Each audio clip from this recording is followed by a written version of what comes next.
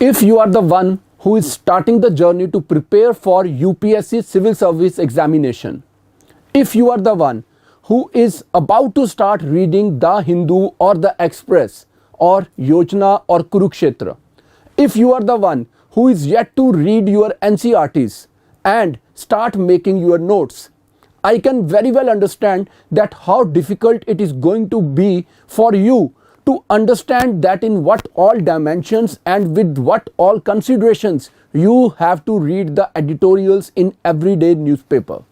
Hi, I am Raj Malhotra. We have our center in Chandigarh, in Delhi and Indore. And today in this video, I'm going to tell the beginners that how you can understand and make notes from a given article on day-to-day basis, and I will also tell you that to what an extent you have to use these articles for your preliminary exam, for your mains exam, as well as for your interview. So today in the Hindu newspaper, there is an article about understanding the delimitation exercise.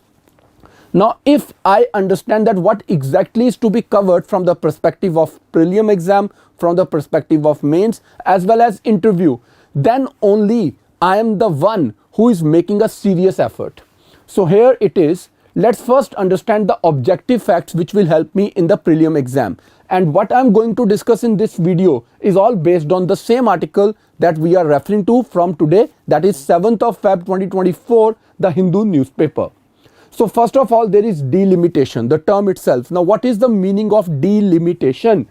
It is fixing the number and boundaries of Lok Sabha and State Assembly constituencies in which the seats for the SCs and STs are included, which are based on population data. Now let's take an example. If I say today that this is my India, my country, my nation, this is India, and India has a population of, let's say, 100. Fine. For these 100 people, we have to choose 10 members of parliament in Lok Sabha. So what I will do, I will divide India into 10 equal constituencies from where I will choose or elect one member of parliament. That is why we say in India we have single member constituencies. Single member constituencies. From each constituency, only one person will be elected. As many of the people as they want, they can contest the elections. Somebody can contest it from a party ticket. For example, somebody is contesting from BJP, from Congress, from some regional party, or even independent candidate supported by no party. But at the end, only one person will be elected. So while we make these constituencies, let's say for 100 people in India, there are 10 MPs. So we are going to create 10 constituencies. So the effort here will be to keep the size of population near equal. Right? So if it is 10 in one constituency, it can be 9 in another constituency, and it can be 11 in the third constituency. But it cannot be that in one constituency there is only one voter who is electing one member of parliament, and in some constituency there are 25 people who are choosing or electing one member of parliament. So the work of the Delimitation Commission, the role or function of the Delimitation Commission is to fix the numbers and boundaries of the constituencies. How many constituencies will be there and what will be their geographical area, right? This is first thing. Then for prelim exam, there is a constitutional provision, Article 82 and 170. This is for parliament, this is for state legislature. This is for parliament, Lok Sabha, Rajya Sabha. This is for state legislature, Vidhan Sabha or Vidhan Parishad, assembly or the council. So this tells us that there must be readjustment in the constituencies after each census. Every 10 years we go for the counting of population, that is census. So on the basis of this census, we should now understand that is there a need to change the size of the constituencies, the area, the boundary of the constituencies or not? Because obviously yes, every 10 years the population will increase. When the population increases, we have to readjust the constituencies. The third thing, frozen seats. Now what is this concept of frozen seats? So delimitation based on the 1971 census up to 2026, it has been now frozen. What it means, that what was the population in 1971, that population has been taken as the base population, and on the basis of that population, unless we get the figures of the census which will be carried out after 2026, that means it will be 2031. Census happens every 10 years. So it was in 2001, it was in 2011, it was to be in 2021, but because of the pandemic COVID-19, this could not be carried out. So now when it will be carried out, after this there will be readjustment of constituencies. Otherwise, the number of seats in Lok Sabha and Rajya Sabha as well as the state legislatures stand freezed. Now what it means, it is done to incentivize the population control. Let's take an example. There are three states, X, Y and Z. Now the X state has 10 seats, Y state has 10 seats and Z state has 10 seats. Now the state X, it performs very well when it comes to population control. In this state, what happens, there are 10 seats each for all these states, and in this state the population was 1000, in this state the population was 1500, and in this state it was 1700.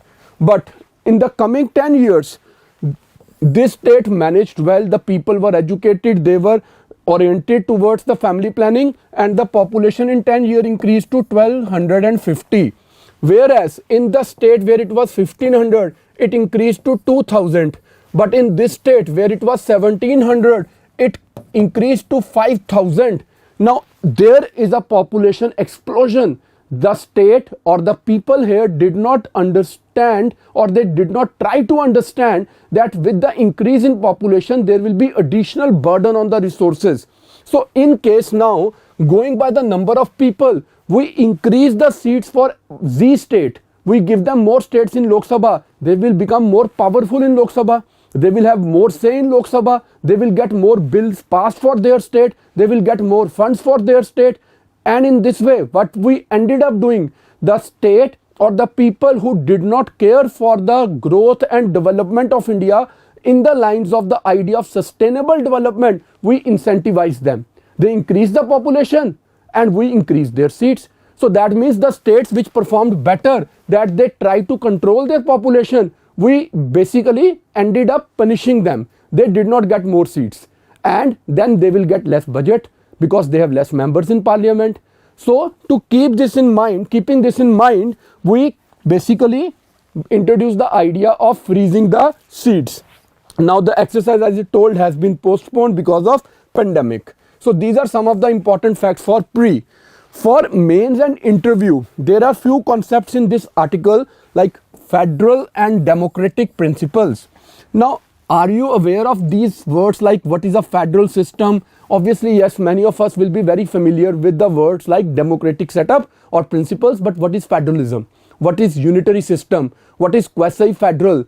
If you are not aware of these terms, then trust me, you need to first read your NCERTs very carefully. And at Raj IAS, we teach NCERTs as a separate course in a very integrated manner, where we empower the students to understand all these terms, so that when you read the newspapers, you are aware of the basic concepts and you feel more comfortable, more confident, and the preparation becomes something that you can do with much ease and comfort. So for knowing the details of this NCERT course, you can register on the link given below, right? Now, federal and democratic principle. So there is disadvantage to southern or smaller states. Like for example, the redistribution based on current population might favor populous states like Uttar Pradesh and Bihar. They have huge population, potentially violating the federal principles and causing disenchantment. UP will have more seats in Lok Sabha, and Kerala for that case will have very less seats. As I said, Kerala controlled population and their seats will decrease. UP did not control population and their seats will also increase. This is injustice. In federalism, the state should have near equal representation, but here it will go against the very spirit of federalism, right? rewarding population control. So by freezing the seats, as I've already explained, we have rewarded the states who have controlled their population. If we talk about international practices, in the United States itself, there the seats in the House of Representatives have been now frozen. There is a cap on the seats that on the basis of 1913. Since 1913, the seats have been capped. In EU, there is an idea of digressively proportional representation in the EU Parliament. Now, what it means? As I said, that either you can do something like this, that more population, more seats, or less population and more seats. What you will do in this digressively proportional representation, you will give little more powers or more say to the minorities or the states where there is less population. So digressively proportional representation is where the states or the entities with less number of people in them get little extra share in the voting or in the democratic exercise. So these are the two examples that this article talks about. Now when we talk about the solutions, when it comes to your questions in the mains or in the interview, so what we need to understand, there should be a balancing principle. We need to reconcile democratic and federal principles. Now how to reconcile them? By capping the Lok Sabha seats, by maintaining them at the current 543 seats, we preserve the existing state representation by upholding federalism, that the number of seats in Lok Sabha and Rajya Sabha remains the same, particularly in Lok Sabha. But what we can do, we can increase the seats in the state assembly. We can increase the number of seats in the state assembly, proportionally increasing the number of MLAs, so that the democratic principles can be addressed. At the same time, what we need to understand, local governance is more important, the grassroots democracy. So talking about panchayats is more important rather than talking about increasing the seats in Lok Sabha, right? So in this article, it is emphasized that the local governing institution should be given more powers. Continuing with mains and interview, there is federalism and representation. So you can be asked the question, discuss the potential violation of federal principles and the importance of balanced representation, drawing upon international examples. Then there can be a question like population control and incentives. Analyze the policy of freezing seats based on 1971 census and its effectiveness in incentivizing population control. Then delimitation commission's role. Explain the commission's composition, functions and challenges in ensuring a fair and balanced delimitation exercise and alternative solutions.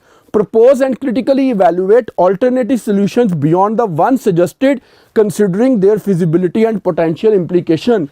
Now, if you are a one such candidate who has already started preparing and you believe that you have read NCERT, you have read Lakshmikant, I invite you to write answer to these questions for your mains, and if you want, you can upload them in the comment section and I will get them evaluated from my team and give you feedback here itself. So it is going to be a very wholesome kind of an exercise. For interview, additionally, be prepared to discuss your stance on the ideal solution and defend it against potential counter arguments. Are you in favor of increasing the seats or not, and why? Then demonstrate your understanding of the complex interplay between federalism, democracy and population dynamics in the context of delimitation. Show awareness of international practices and their potential applicability to Indian context. These are very important things. Now, my team has prepared these 5 questions with their answers. We will upload them on our Telegram channel. I will upload them on my Twitter X handle and you can solve them there as well. So these are the 5 questions on these topics, on the topic of the article that we have covered today. I hope you like this, and for details you can visit our website or you can ping on the number given below. Best of luck.